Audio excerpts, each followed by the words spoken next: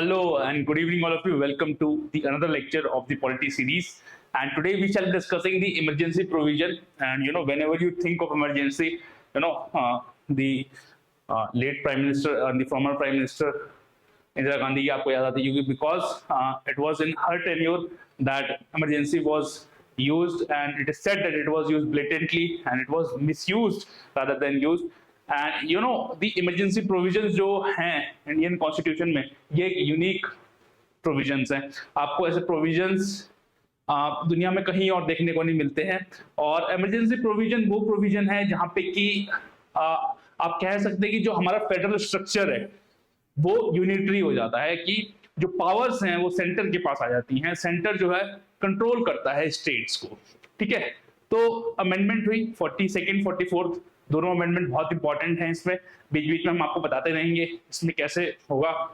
Basically 3 larger heads में divide किया जाता है इमरजेंसी को. आपकी नेशनल इमरजेंसी, देन आपकी प्रेसिडेंट रूल, और एक लास्ट में फाइनेंशियल इमरजेंसी. ठीक है, और पार्ट 18 इसको डील करता है इमरजेंसी प्रोविजंस को.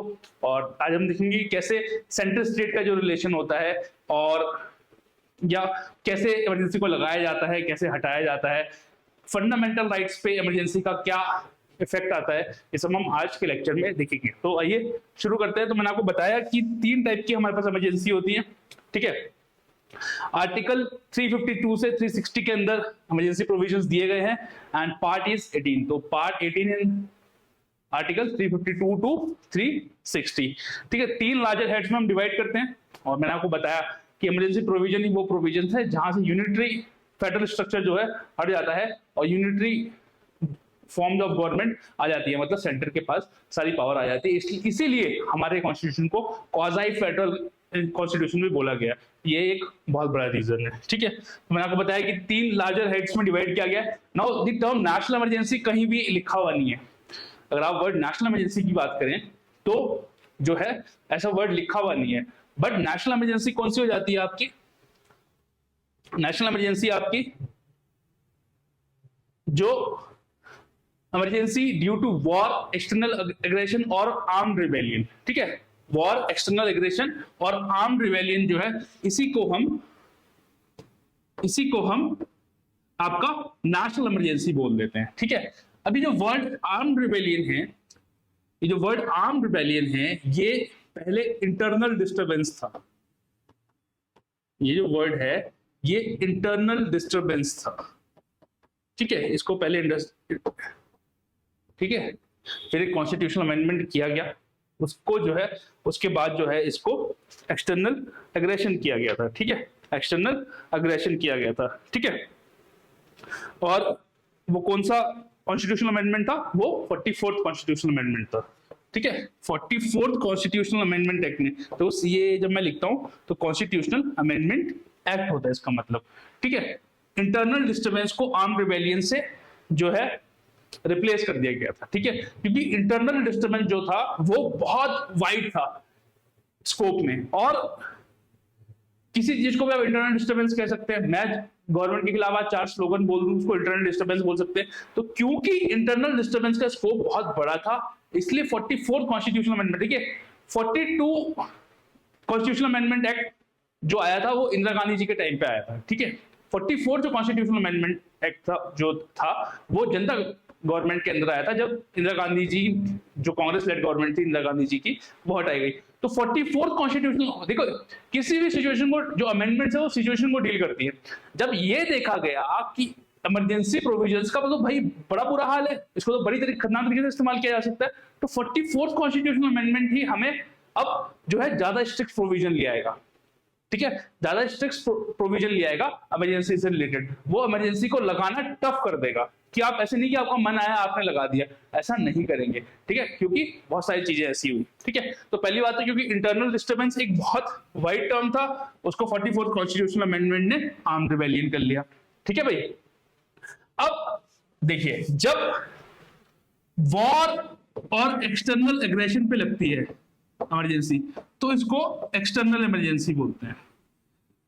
ठीक है, इसको एक्सटर्नल इमरजेंसी बोलते हैं. और जब आपकी इंटरनल डिस्टर्बेंस पे लगती है, इसको इंटरनल डिस्टर्बेंस बोलते हैं.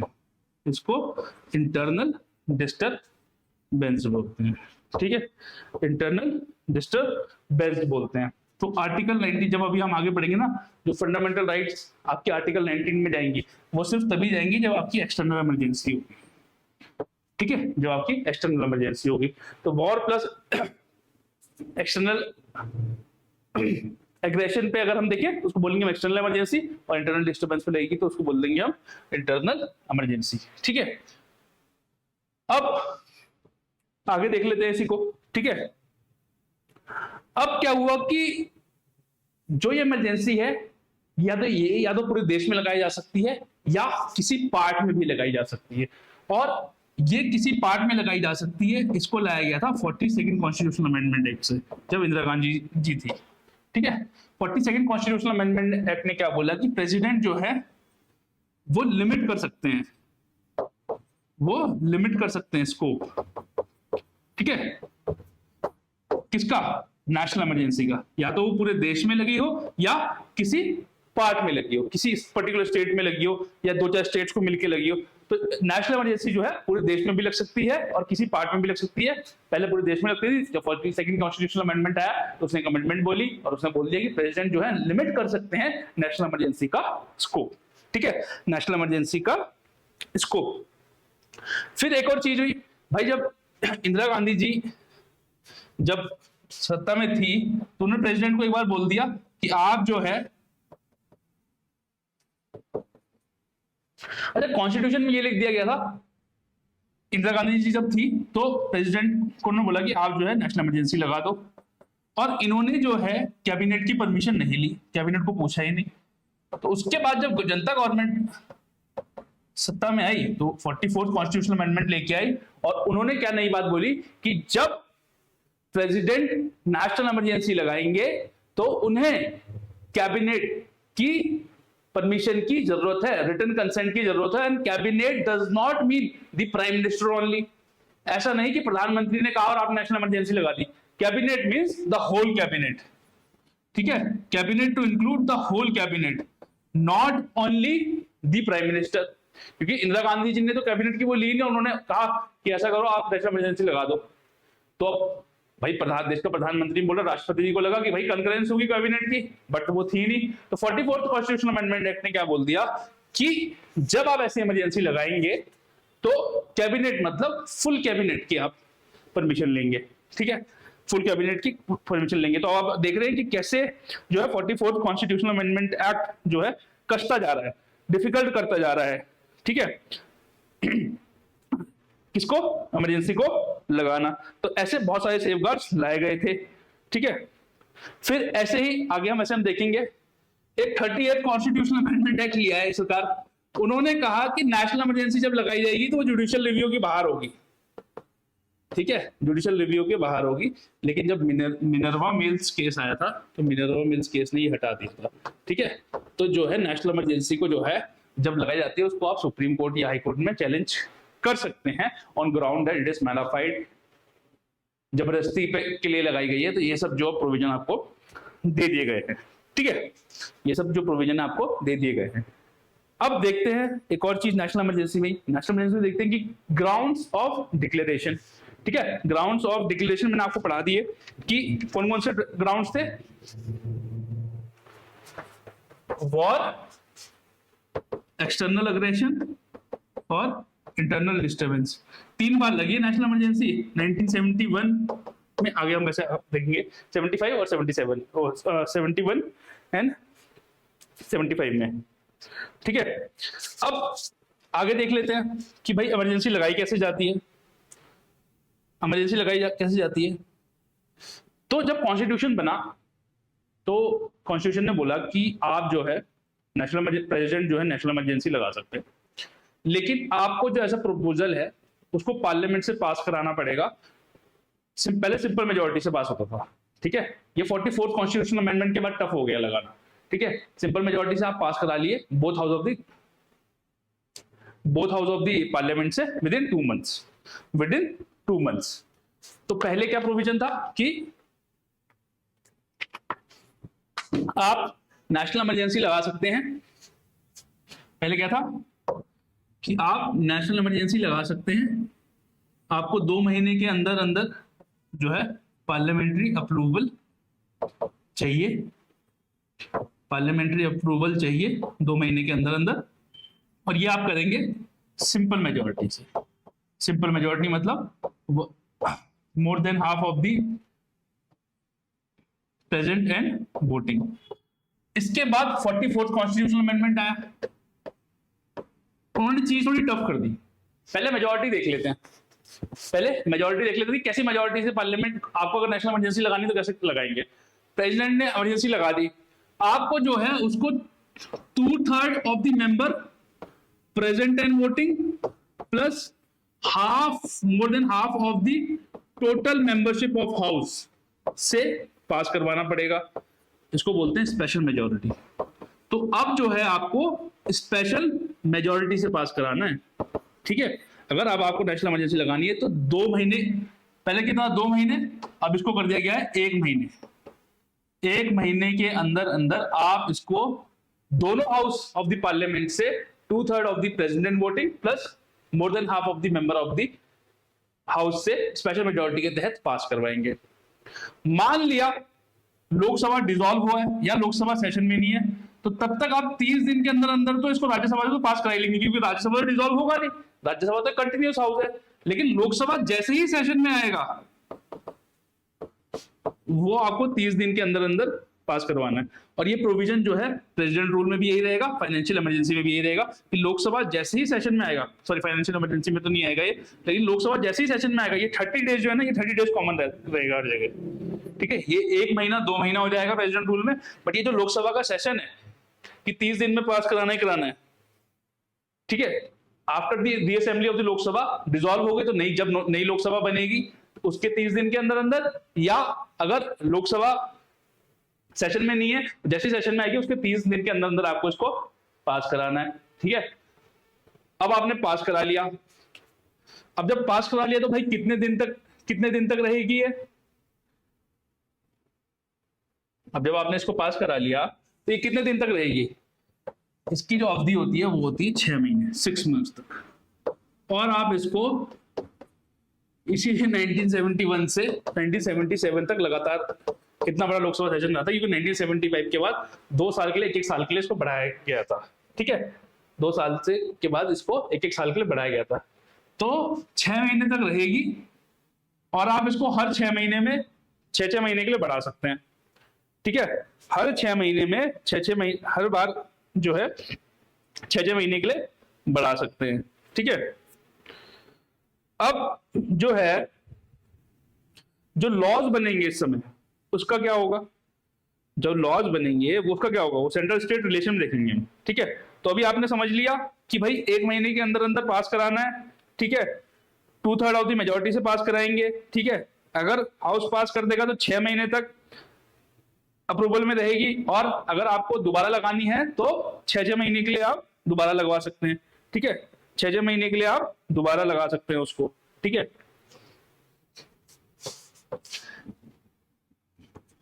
ठीक है। अब देखते हैं नेक्स्ट टॉपिक कि भैया आप तो लगा तो दिया आपने, तो पहले हम देखा कि लगेगी कैसे, और लगेगी कितने महीने के लिए, 6 महीने के लिए, और आप इसको n नंबर ऑफ टाइम्स 6-6 महीने के लिए रिन्यू कर सकते हैं n नंबर ऑफ टाइम्स, कोई दिक्कत नहीं है, ठीक है। लेकिन इतना आसान नहीं होता स्पेशल मेजोरिटी हर बार पाना, ठीक है। लोग तंग हो जाते हैं क्योंकि इसमें आपकी फंडामेंटल राइट्स भी अफेक्ट होती है, ठीक है। भाई रिवोकेशन कैसे होगा, रिवोकेशन होगा प्रेसिडेंट हटा दें या लोकसभा, इसमें राज्यसभा कोई गेम नहीं है, लोकसभा जो है एक सिंपल मेजोरिटी से एक रेजोल्यूशन पास कर दे कि जो है सिंपल मेजोरिटी से एक रेजोल्यूशन पास कर दे कि इमरजेंसी जो है हटाई जाती है, इमरजेंसी जो है हटाई जाती है, ठीक है। तो रिवोकेशन क्या होगी, या तो प्रेसिडेंट हटा दें मतलब कैबिनेट कह दे, या फिर सिंपल मेजोरिटी से एक लोकसभा रेजोल्यूशन पास कर दे कि इसे जो है हटाया जाता है, ठीक है। इसको जो है हटाया जाता है, और ये कैसी मेजोरिटी से होगा, सिंपल मेजोरिटी से पास होगा, ठीक है, सिंपल मेजोरिटी से पास होगा, ओके। तो कंटिन्यू करने के लिए तो आपको स्पेशल मेजोरिटी चाहिए, लगाने के लिए भी स्पेशल मेजोरिटी चाहिए, हटाने के लिए सिंपल मेजोरिटी चाहिए। हटाने जब लगानी है तो राज्यसभा और लोकसभा दोनों का अप्रूवल चाहिए, जब हटानी है तो लोकसभा से हटा सकते हैं आप, ठीक है, लोकसभा से हटा सकते हैं। अब नेशनल इमरजेंसी लग गई, हट गई। अब जब इसके बीच में जो हुआ उसमें क्या हुआ, ठीक है, अब इसका इफेक्ट क्या होगा? बाबू भैया आ गए, बाबू भैया ने क्या पूछा कि जो नेशनल इमरजेंसी लगी है, लगी तो थी, इसका इफेक्ट क्या क्या होगा? अब इसका इफेक्ट सेंट्रल स्टेट 3 टर्म्स में होगा, सेंट्रल स्टेट रिलेशन कैसे हो जाएंगे, ठीक है, फिर लोकसभा और स्टेट असेंबली में क्या इफेक्ट आएगा, और जो फंडामेंटल राइट्स हैं लोगों के वो कैसे इफेक्ट होंगे। तो तीनों चीजें क्या करके देख लेते हैं, ठीक है, तीनों चीजें क्या करके देख लेते हैं।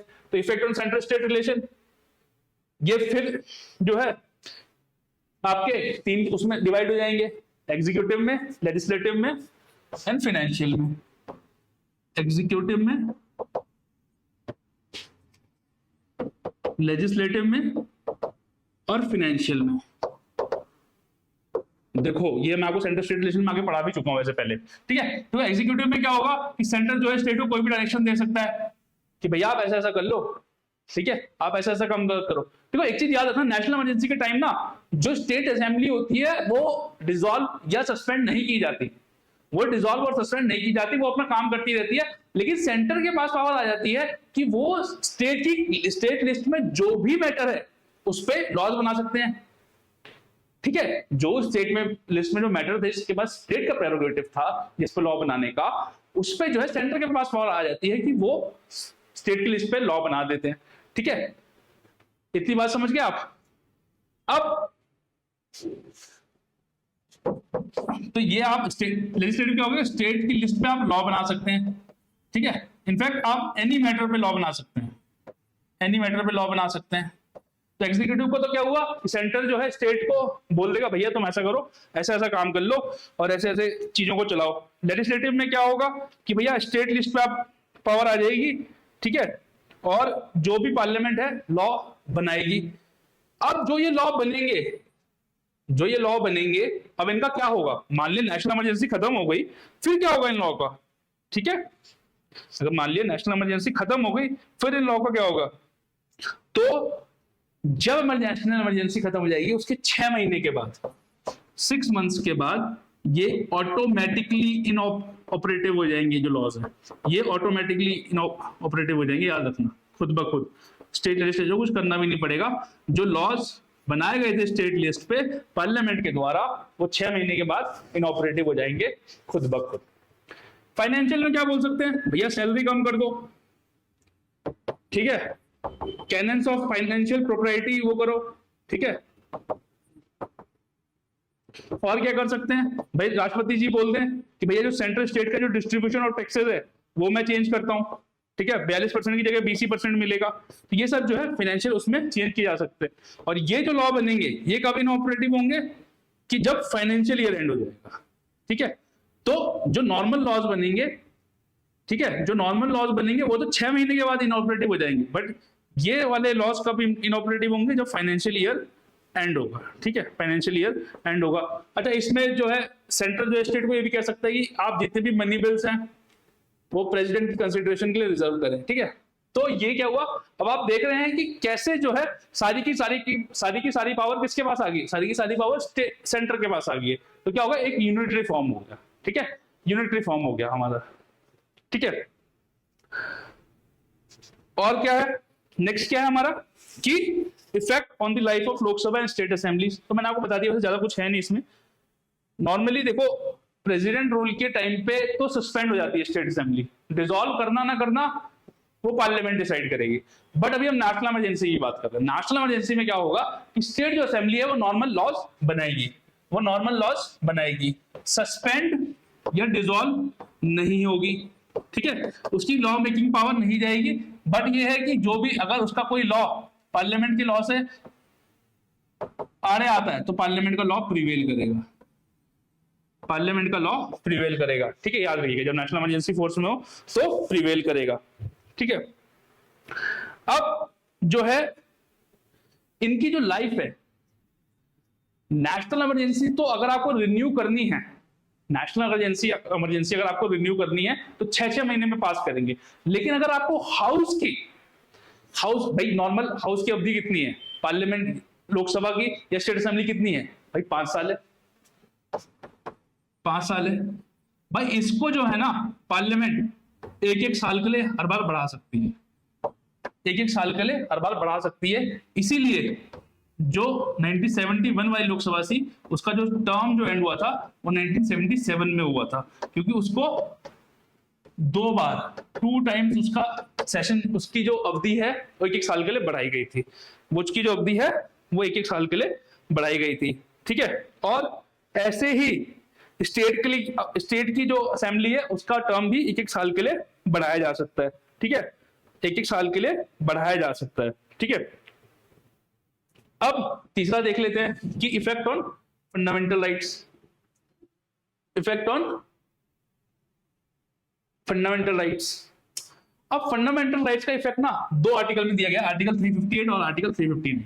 देखो आर्टिकल 358 जो है वो सिर्फ आर्टिकल 19 से डील करता है, और आर्टिकल 359 जो है वो अदर फंडामेंटल राइट से डील करता है, ठीक है, अदर फंडामेंटल राइट से डील करता है। तो आर्टिकल 358 जो है वो आर्टिकल 19 से डील करता है, और आर्टिकल 359 जो है वो अदर फंडामेंटल राइट से डील करता है।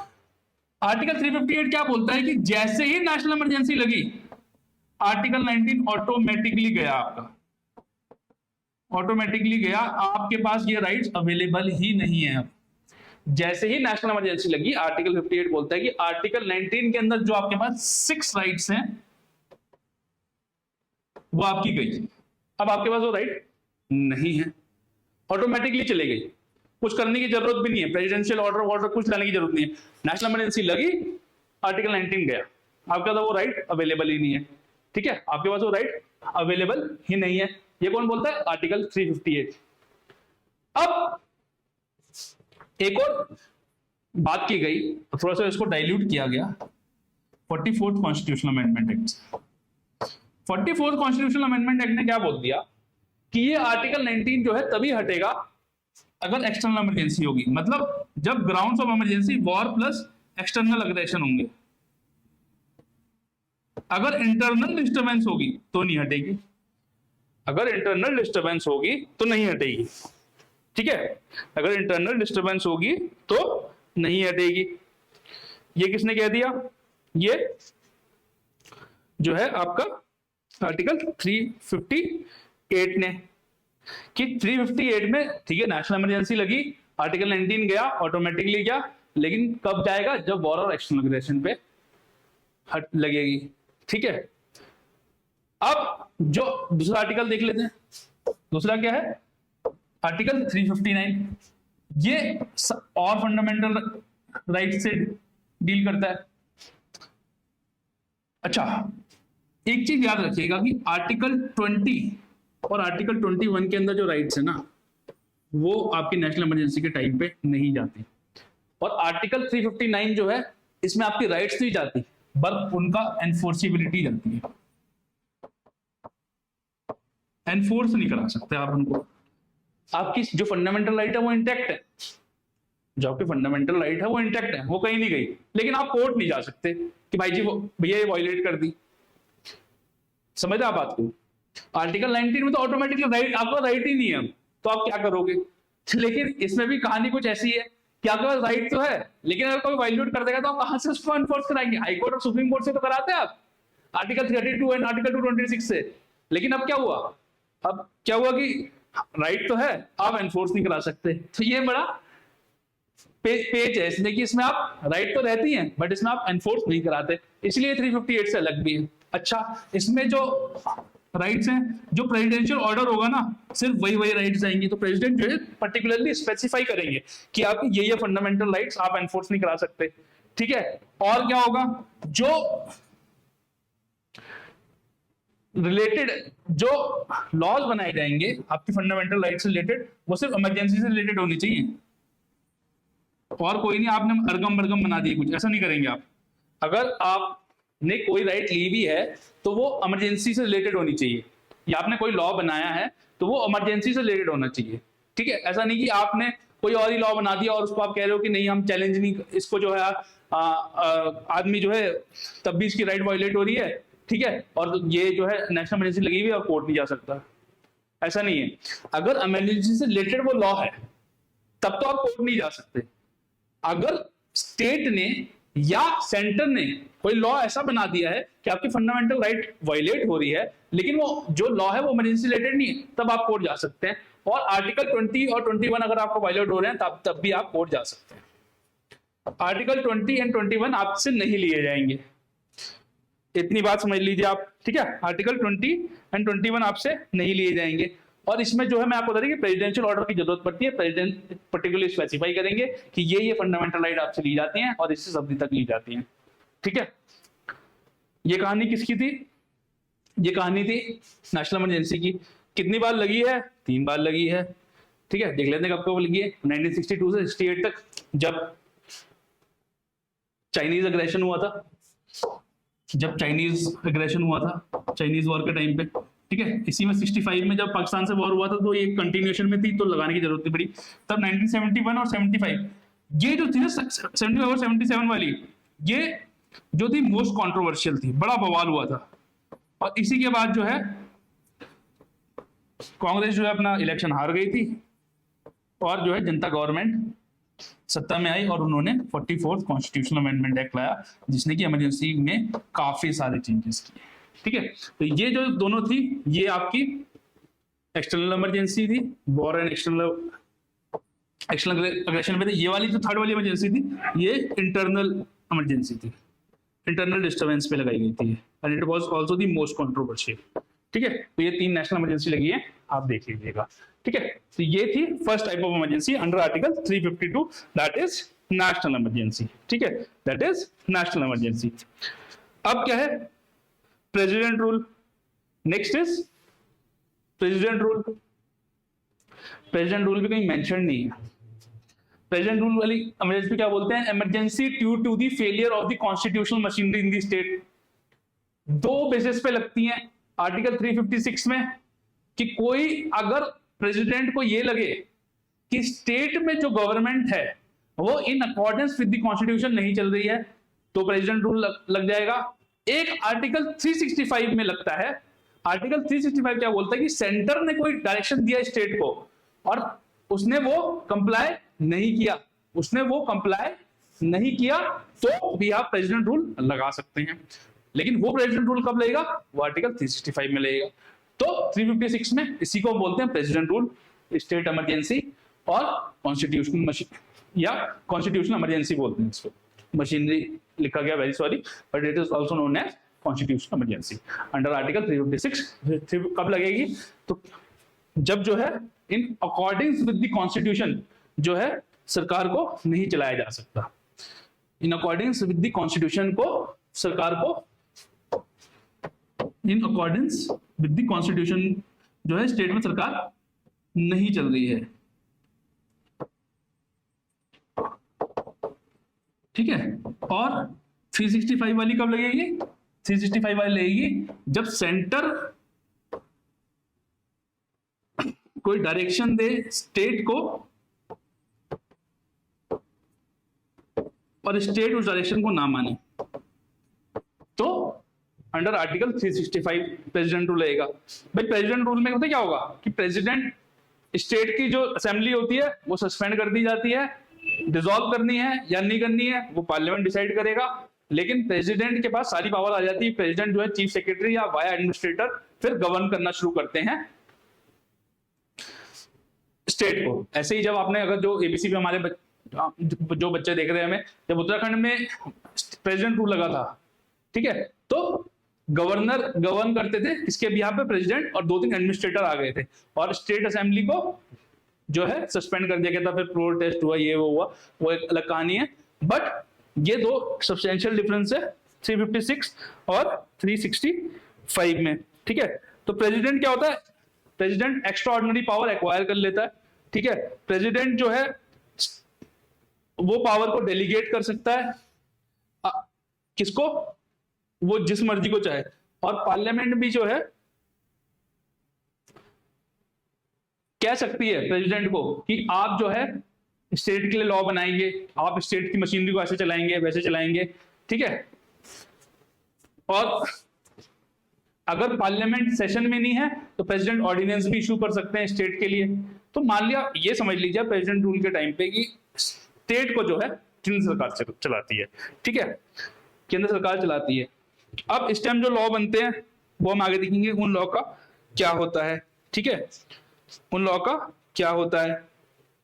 देखो वो जो लॉज होते हैं जो इस टाइम बनते हैं ना, जो लॉज बनते हैं इस टाइम जो बनाते हैं, वो नेशनल इमरजेंसी में तो क्या और था, 6 महीने में खुद ब खुद इनऑपरेटिव हो जा रहे थे, लेकिन यहाँ पे वो ऑटोमेटिकली, देखो प्रेसिडेंट रूल लगा हुआ था किसी स्टेट में, कुछ प्रेसिडेंट ने कोई ऑर्डिनेंस इशू किया या पार्लियामेंट ने कोई लॉ बना दिया ए और बी, तो ये जो ए और बी लॉ हैं ये ऑटोमेटिकली इनऑपरेटिव नहीं होंगे। इसके लिए जो है स्टेट लेजिस्लेचर इसको मॉडिफाई कर सकता है, ठीक है, स्टेट लेजिस्लेचर इसको मॉडिफाई कर सकता है, या जो है स्टेट लेजिस्लेचर इसको सस्पेंड कर सकता है, हटा सकता है या रख सकता है, वो स्टेट लेजिस्लेचर की मर्जी है, बट ये ऑटोमेटिकली नहीं हटेंगे, स्टेट लेजिस्लेचर को हटाने पड़ेंगे, ठीक है। अब देख लेते हैं कि भाई अप्रूवल कैसे होगा, ड्यूरेशन कितनी होगी, ठीक है, अप्रूवल ड्यूरेशन तो 6 महीने ही होती है, ठीक है, लेकिन क्या होता है कि पार्लियामेंट्री अप्रूवल, तो इसमें भी दोनों हाउसेज से पास होना चाहिए प्रेसिडेंट रूल, ठीक है, लेकिन सिंपल मेजोरिटी से पास करते हैं वो, सिंपल मेजोरिटी से पास करते हैं, मतलब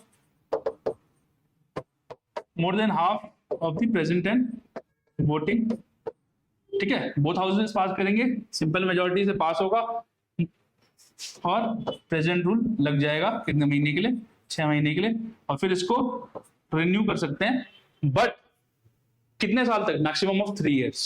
तो वहां पे तो आप an number of time national emergency का कोई वो नहीं था, फाइनेंशियल इमरजेंसी का भी कोई लिमिट नहीं है, बट यहाँ पे जो है मैक्सिमम 3 साल लगा सकते हैं। और अगर आप 1 साल से, 44th कॉन्स्टिट्यूशनल अमेंडमेंट एक्ट ने 2 क्लॉज और जोड़ दिए कि अगर आपको 1 साल के बाद, मान लिया कहीं स्टेट में 1 साल हो गया प्रेजेंट रूल लगा हुआ, अगर आपको उसके बाद फिर 6 महीने के लिए लगाना है तो आपको 2 कंडीशन फॉलो करनी पड़ेगी। पहली तो क्या है कि कहीं पूरे इंडिया में या इंडिया के किसी पार्ट में नेशनल इमरजेंसी लगी हो, प्लस आपको जो है इलेक्शन कमीशन का सर्टिफिकेट चाहिए कि it is not possible for the election commission to hold election in that particular state, तब आप 1 साल के बियॉन्ड प्रेसिडेंट रूल लगाएंगे, नहीं तो प्रेसिडेंट रूल आप नहीं लगाएंगे, प्रेसिडेंट रूल आप नहीं लगाएंगे। 6 महीने के लिए होता है। इसमें भी वही कहानी है, अगर लोकसभा सेशन में नहीं है तो राज्यसभा से तो आप पास करा ही लेंगे, ठीक है, सिंपल मेजोरिटी से। जैसे ही लोकसभा आएगी 30 दिन के अंदर अंदर, मान लिया अगर डिसॉल्व हो रही थी तो जैसी नई लोकसभा आएगी उसके 30 दिन के अंदर अंदर, या सेशन में नहीं है तो उसके 30 दिन के अंदर अंदर आप इसको जो है दोबारा पास करवाएंगे, ठीक है, इस रेजोल्यूशन को आप पास करवाएंगे। हटेगा कैसे, नॉर्मली प्रेसिडेंट जो है उसको प्रेसिडेंट रूल को हटा सकता है नॉर्मल नोटिफिकेशन से, ठीक है, नॉर्मल नोटिफिकेशन से उसको हटा सकते हैं, ठीक है। ये थी बात किसकी, अप्रूवल।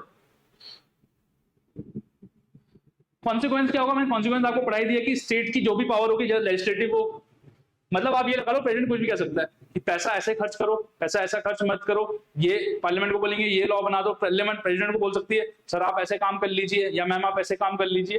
तो जो है सारी की सारी जो पावर है वो प्रेसिडेंट के पास आ जाएगी, ठीक है। डेलीगेट कर सकते हैं, ठीक है। स्टेट वो बोल सकते हैं कि स्टेट कंसोलिडेटेड फंड से जो पैसा निकलना है वो इस प्रकार से निकलेगा या इस प्रकार से नहीं निकलेगा। हर चीज जो है जो गवर्नेंस है बेसिकली स्टेट की वो प्रेसिडेंट के पास आ जाती है, ठीक है। बट बस एक चीज आप याद रखना इसमें कि जो कंसर्न स्टेट का जो हाई कोर्ट होता है उसकी पावर प्रेसिडेंट नहीं ले सकते। जो हाई कोर्ट है वो नॉर्मल फंक्शन करेगा। जब प्रेसिडेंट रूल लगा होगा ना, स्टेट का जो हाई कोर्ट है वो नॉर्मल फंक्शन करेगा, याद रखना।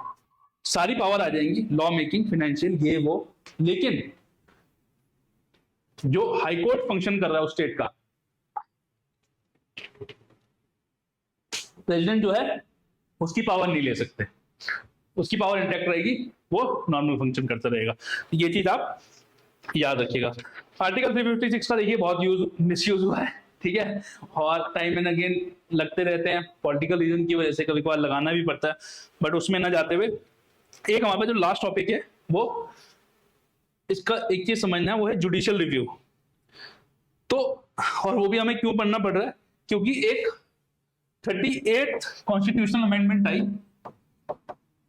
38 कॉन्स्टिट्यूशनल अमेंडमेंट आई, उसने बोल दिया कि प्रेसिडेंट रूल जो स्टेट पे लगेगा आप उसको जो है जुडिशियल रिव्यू के बाहर है, आप उसको चैलेंज ही नहीं कर सकते कोर्ट में। 38 कॉन्स्टिट्यूशनल अमेंडमेंट एक्ट ने ये कह दिया, ठीक है, 38 कॉन्स्टिट्यूशनल अमेंडमेंट ने ये कह दिया। बट जब उसके बाद फिर 44 कॉन्स्टिट्यूशनल अमेंडमेंट एक्ट आया, ठीक है, उसने जो इस चीज को चेंज किया, बोला कि नहीं, जो सेटिस्फेक्शन ऑफ द प्रेसिडेंट है, क्योंकि लगता कब है, ये वर्डिंग्स है कि सेटिस्फेक्शन टू द प्रेसिडेंट, तो सेटिस्फेक्शन ऑफ द प्रेसिडेंट जो है वो आर्बिट्री नहीं होनी चाहिए, ठीक है, वो आर्बिट्री नहीं होनी चाहिए, और अगर वो आर्बिट्री है तो आप उसको चैलेंज कर सकते हैं, ठीक है। तो जो सेटिस्फेक्शन ऑफ द प्रेसिडेंट है, it is not beyond judicial review, तो जुडिशियल रिव्यू के अंदर आ गया। फिर उसके बाद एक एसआर बोमई केस आया, ठीक है, ये प्रेसिडेंट रूल में अगर आप कहीं भी आंसर लिखेंगे तो this is the landmark case for the president rule, SR Bommai case, ठीक है, ऑफ 1994। तो उसने बहुत सारी बातें बोल दी, मैं जल्दी से आपको पढ़ के सुना देता हूँ क्या क्या बात बोली एसआर बोमई में। एसआर बोमई में बोला गया कि जो सेटिस्फेक्शन ऑफ द प्रेसिडेंट है वो जो है मलाफाइड नहीं होगी, परवर्स नहीं होगी, वो जुडिशियल रिव्यू के अंदर होगी, जो भी रिलेवेंट मटेरियल है आप उसको शो कर लेंगे, और वो मलाफाइड नहीं है, इसका जो ओनर्स है प्रूफ का वो भी सेंट्रल गवर्नमेंट के ऊपर है, ठीक है, वो भी सेंट्रल गवर्नमेंट के ऊपर है, ठीक है। और स्टेट असेंबली को जो है डिसॉल्व जो है आफ्टर, जब आप लगा देंगे पार्लियामेंट का अप्रूवल लेने के बाद डिसॉल्व करेंगे, ऐसे डिसॉल्व नहीं करेंगे कि आपने प्रेसिडेंट रूल लगाया और स्टेट असेंबली डिसॉल्व हो गई, ऐसा नहीं होगा, सस्पेंड होगी, डिसॉल्व नहीं होगी। देखो सस्पेंड होने में डिसॉल्व होने में फर्क होता है, ठीक है, सस्पेंड होने में डिसॉल्व होने में फर्क होता है। सस्पेंड हो जाएगी, ठीक है, काम नहीं करेंगे, लेकिन वो रहेगी, ताकि कल को जब प्रेसिडेंट रूल हटे तो वापस आके काम कर सके, ऐसा नहीं कि हमें नया इलेक्शन कंडक्ट कराना पड़े, ठीक है, इस बात को आप समझिए। ये सब एसआर बोमई केस में सुप्रीम कोर्ट ने बोला कि भैया जब पार्लियामेंट बोलेगी डिसॉल्व करने के लिए तभी आप डिसॉल्व करेंगे। By the mere fact that the president rule has been imposed, you will not say that the assembly of the state has also been dissolve, ठीक है। फिर एक सेकुलर, अगर एंटी सेकुलर जो पॉलिटिक्स है वो एक रीजनेबल ग्राउंड है, ठीक है, प्रेसिडेंट रूल लगाने के लिए। तो ये सब जो है एसआर बोमई केस में ये चेक्स एंड बैलेंसेस इंट्रोड्यूस किए गए थे for the misuse of president rule, ठीक है। और लास्ट में आती है हमारे पास financial emergency. Financial emergency article 3 देखो 350 352 national emergency, 356 president rule for the failure of constitutional machinery, and article 365 if the state does not comply with the direction given by the center। article 360 क्या बोलता है कि if the president is satisfied that the financial stability or credit of India or any of its parts is in danger, he may declare a state of financial emergency, he may declare a state of financial emergency, ठीक है। और देखिए financial emergency क्या होता है ना, financial emergency को रीअप्रूवल की भी जरूरत नहीं है। वैसे तो आज तक कभी फाइनेंशियल इमरजेंसी लगी नहीं है इंडिया में, लेकिन कभी लगेगी तो इसको रीअप्रूवल की जरूरत नहीं है। एक बार ये लग जाती है तो कंटिन्यू होती जाती है, उसके बाद इसको प्रेसिडेंट या जो लोकसभा है वो इसको डिसअप्रूव करके वाया रेजोल्यूशन इसको हटा सकते हैं। बट ये जो है इसको रीअप्रूवल की जरूरत नहीं होती है। इसमें भी सेंटर स्टेट रिलेशन कैसे चेंज हो जाते हैं कि सेंटर जो है स्टेट को बोल सकता है भैया आप अपना खर्चा सही करो, ढंग से करो, ठीक है, इतना पैसा खर्च करो, हम आपको इतना पैसा देंगे, आप जो है सैलरीज कट कर दो। इसमें जो है हाई कोर्ट सुप्रीम कोर्ट के जजेस की भी सैलरी कम की जा सकती है अगर फाइनेंशियल इमरजेंसी लगी हुई हो, ठीक है। तो फाइनेंशियल इमरजेंसी एक बार जब लग जाती है तो वो लगी रहती है, ठीक है, ये आप याद रखिएगा। Once impose it does not require reapproval, ठीक है। और अप्रूव कैसे किया जाता है इसको, जैसे ही प्रेसिडेंट ने लगाई इसको 2 महीने के अंदर अंदर आपको अप्रूव करा के लाना है पार्लियामेंट से by simple majority. Simple majority से आप इसको अप्रूव करा के लाएंगे, ठीक है। And financial emergency can operate as long as situation demands and may be revoked by a subsequent proclamation, ठीक है। उसके बाद क्या होता है कि इफेक्ट क्या है, सेंट्रल स्टेट क्या है कि सेंटर जो है स्टेट को कह सकता है, सेंटर जो है स्टेट को कह सकता है कि भैया ऐसा है कि आप कैनन्स ऑफ फाइनेंशियल प्रोप्राइटी, ठीक है, अपना खर्चा वर्चा ढंग से कम करो, इनको फॉलो करो, जो प्रॉपर फाइनेंशियल है वो करो, जो मनी बिल्स हैं आपके, ठीक है, उसे रिजर्व करो प्रेसिडेंशियल कंसिडरेशन के लिए, ठीक है। और हाई कोर्ट सुप्रीम कोर्ट के जजेस की सैलरी भी कम की जा सकती है इस टाइम, ठीक है, बहुत बड़ी बात होती है, ठीक है। और जो नॉर्मल मशीनरी है और क्लास ऑफ जो एम्प्लॉयज हैं स्टेट के उनकी सैलरी भी कम की जा सकती है, ठीक है, उनकी सैलरी भी कम की जा सकती है। तो ये सब जो है इसका बहुत क्या बोल सकते हैं आप, डिस्क्रिमिनेशन भी हुआ था, ठीक है। और एक जो है अल्लादी सॉरी एच.एन. कुंजरू जी एक कॉन्स्टिट्यूंट असेंबली के वो मेंबर थे, उन्होंने बोला भी था कि ये जो आप इमरजेंसी फाइनेंशियल टाइप की ला रहे हैं it affects the federal structure, but then B R. Ambedkar ji ने बोला कि ऐसा ही देखो, ये ऐसे आपको कहीं भी मिलेगा नहीं, बट ये जो है ऐसा वैसे कोई ज्यादा इंपॉर्टेंट नहीं है, बट ये जो प्रोविजन है ये एक यूनाइटेड स्टेट में एक एक्ट आया था, national recovery act, national recovery act of 1933, national recovery act of 1933 आया था यूएसए में, ठीक है। उसकी तरह था कि वहां पे प्रेसिडेंट को पावर दी गई थी कि अगर प्रेसिडेंट को लगता है कि क्रेडिट ऑफ द स्टेट या क्रेडिट ऑफ द कंट्री जो है, कंट्री का फाइनेंशियल स्टेट खतरे में है, तो वो ऐसी पावर्स ले सकते हैं। तो बहुत सारे क्रिटिसिज्म है इमरजेंसी के, ठीक है। और क्योंकि और सबसे बड़ा क्रिटिसिज्म तो यही है कि भैया फेडरल स्ट्रक्चर है, स्टेट के ऑटोनॉमी को हर्ट करता है, ठीक है, फंडामेंटल राइट्स इफेक्ट होती है। तो इसे हमने देख लिया कैसे इफेक्ट होती है, तो अपना नुकसान ज्यादा है इसके बाद, इसलिए 3 बार 4 बार इसको जो है बड़ी कॉशियसली लगाया जाता है।